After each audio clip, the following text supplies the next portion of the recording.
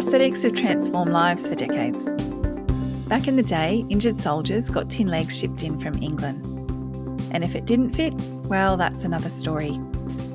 As soldiers came home with their limbs missing, they were often retrained as lift operators or posties.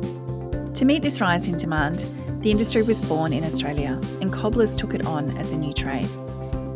But eventually it moved into a formal health sciences degree, and La Trobe University was the first to teach this in the country. But let's just say things weren't always exactly trendy.